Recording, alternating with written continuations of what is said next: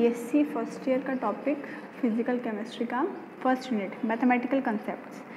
Mathematical concepts अपने physical की first unit है, जिसके अंदर की मैथ्स के कुछ सिंपल बेसिक फार्मूलाज और इंटीग्रेशन, डिफरेंशिएशन ये सब दिए गए हैं, लॉगरिथम निकालने, जो कि आपके फिज़िकल केमिस्ट्री में आगे के जो डेरिवेशंस होंगे उनके अंदर बीच में काम आएंगे। इसलिए ये फर्स्ट यूनिट के अंदर आपके कंसेप्ट्स दिए गए हैं सिंपल, जिनके बेसिस पे आगे आप डेरिवेशन आसानी से सीख पाएंगे।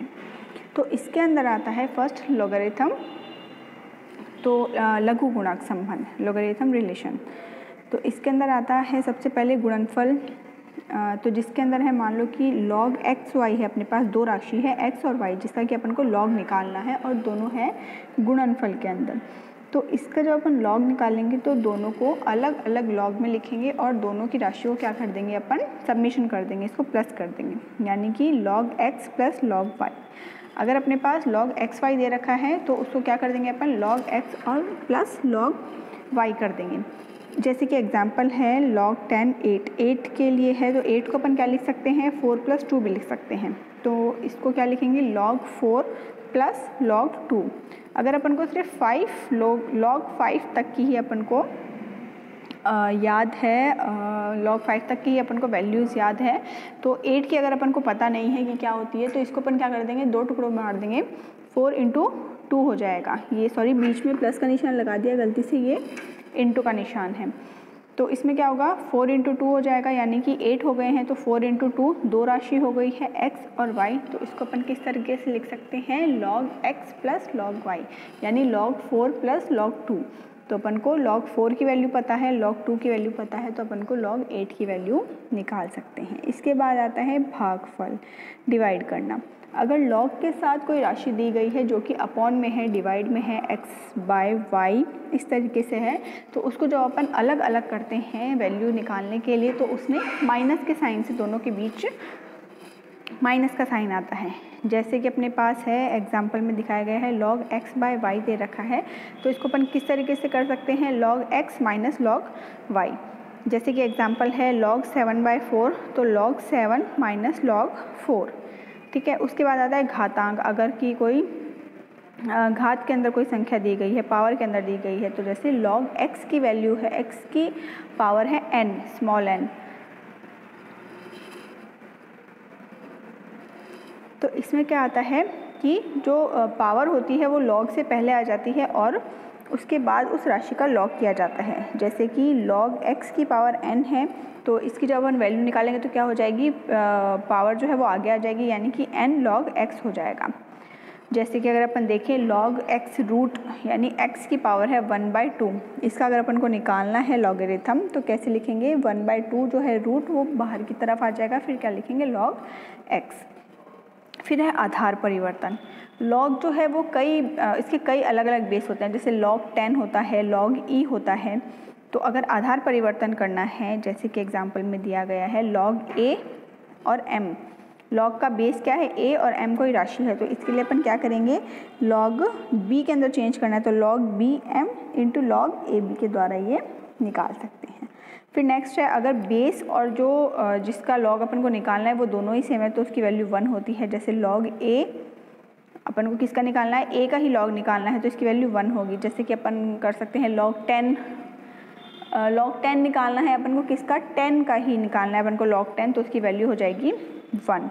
इसके बाद है log a b का निकालना है और log a भी दिया हुआ है, तो इसकी वैल्यू भी हो जाएगी 1। उसके बाद अगर 0 का log निकालना है तो वो होती है -इन्फिनेटिव।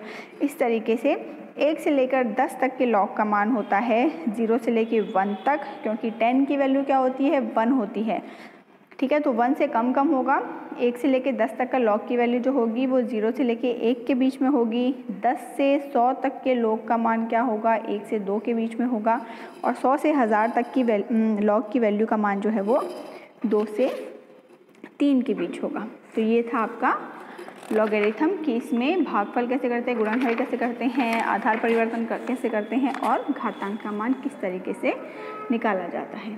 अब कुछ एग्जाम्पल है, जैसे फर्स्ट दिया गया है log ज्ञात करना है आपको 15 का, तो 15 का log ज्ञात करना है जिसकी वैल्यू है 1.1761 तो इसको अगर अपन देखते हैं तो एक तो है पूर्णांश की संख्या, यानी 1 जो है ये तो है पूर्णांश की संख्या, कैरेक्टरिस्टिक्स है ये तो, और पॉइंट के बाद वाला जो है उसको दशमलवांश कहा जाता है, दशमलवांश कहा जाता है।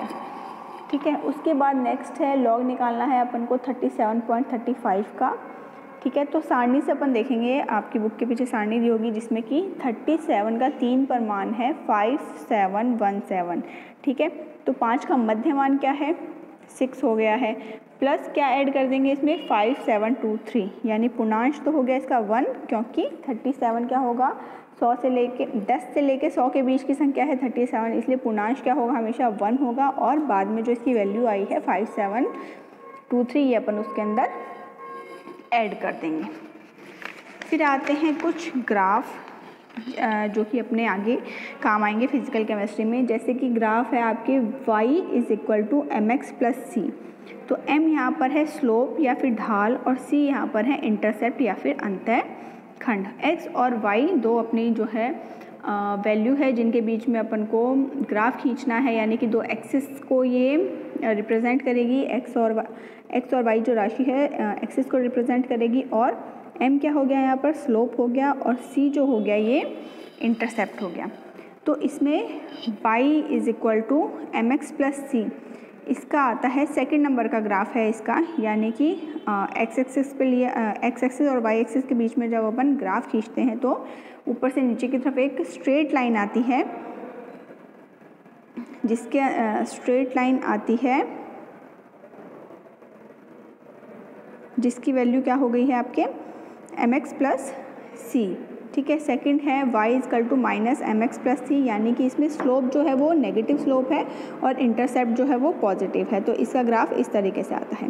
नेक्स्ट है अपना y = mx, यानी कि अगर c जो है आपके इंटरसेप्ट अगर 0 होता है तो इसकी वैल्यू किस तरीके से निकालते हैं, ये डायरेक्ट 0 पॉइंट से क्या होता है इसका इवैल्यूएशन होता है, और ये 0 से स्टार्ट होके आगे जाती है। फिर नेक्स्ट है y = mx - c, यानी कि इसमें स्लोप जो है वो तो है पॉजिटिव, लेकिन इंटरसेप्ट जो है वो आता है इसके अंदर नेगेटिव। इंटरसेप्ट नेगेटिव का मतलब ये है कि y एक्सिस पे जब अपन इंटरसेप्ट देखते हैं तो माइनस में करने के लिए इंटरसेप्ट जो होता है वो जो 0 वाली लाइन है x की उससे नीचे की तरफ चला जाता है, तो -c क्या होता है नीचे की तरफ होता है एक्सिस के, -y एक्सिस पर होता है ये, और जो है जो डैश वाली लाइन दिखाई गई है ये वो इंटरसेप्ट की वजह से है, और उसके बाद जो है आपकी स्ट्रेट लाइन है ये आगे की तरफ होती है। नेक्स्ट है इसका y = mx, y = -mx - c। अब इसमें जो इंटरसेप्ट भी है वो भी नेगेटिव में है, और जो स्लोप है वो भी किसमें है नेगेटिव में ही है, तो इसकी ग्राफ कुछ इसके सामने जो है उसकी तरीके से हमें दिखाई देता है। फिर नेक्स्ट आता है डिफ्रेंशिएशन। डिफ्रेंशिएशन के अपन अंदर देखते हैं डिफ्रेंशिएशन के भी काफ़ी अलग अलग रूल्स हैं। अपन पहले इनके रूल्स देख लेते हैं और फिर उसके बाद इनके एग्जाम्पल स्टार्ट करते हैं।